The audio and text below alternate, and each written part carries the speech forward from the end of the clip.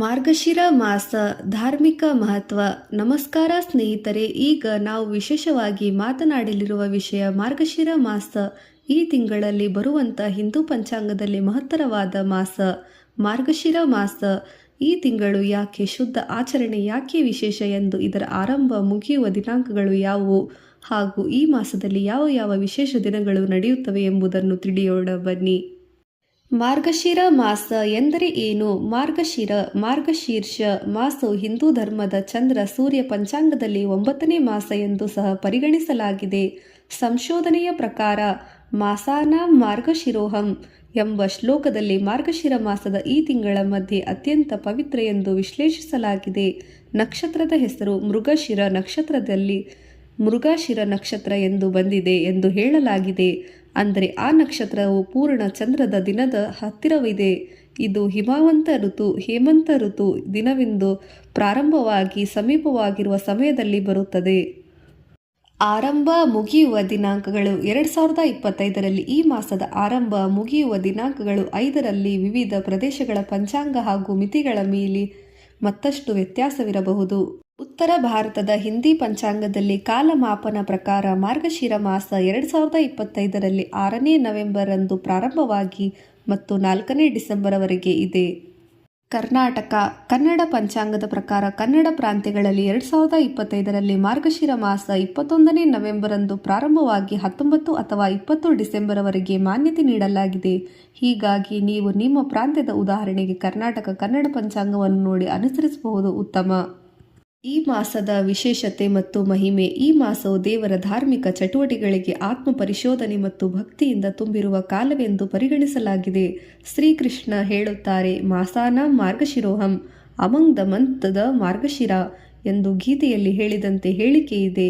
ಈ ಮಾಸದಲ್ಲಿ ದೇವರಿಗೆ ಪೂಜೆ, ಪುನಸ್ಕಾರ, ತಿಳುವಳಿಕೆ, ಜ್ಞಾನ, ಯೋಗ, ಭಕ್ತಿ ಯೋಗ ಮತ್ತು ಕರ್ಮಯೋಗಗಳ ಮಹತ್ವ ಹೆಚ್ಚಾಗಿ ಒತ್ತಿಗೆ ನೀಡಲಾಗಿದೆ.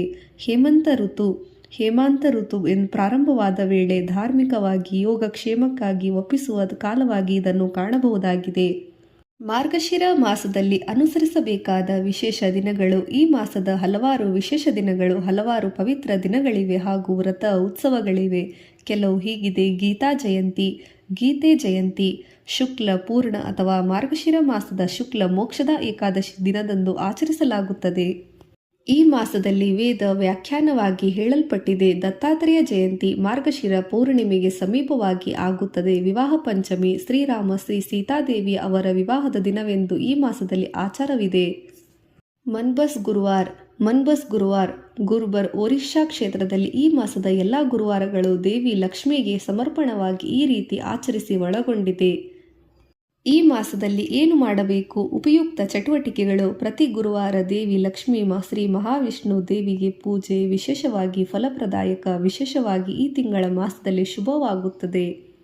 ಓಂ ಭೂರ್ಭುವಸ್ವಃ ತತ್ಸವಿತುರ್ವರೆಣ್ಯಂ ಭರ್ಗೋ ದೇವಸ್ಯ ಧೀಮಹಿ ಧಿಯೋ ಯೋ ನ ಪ್ರಚೋದಯಾತ್.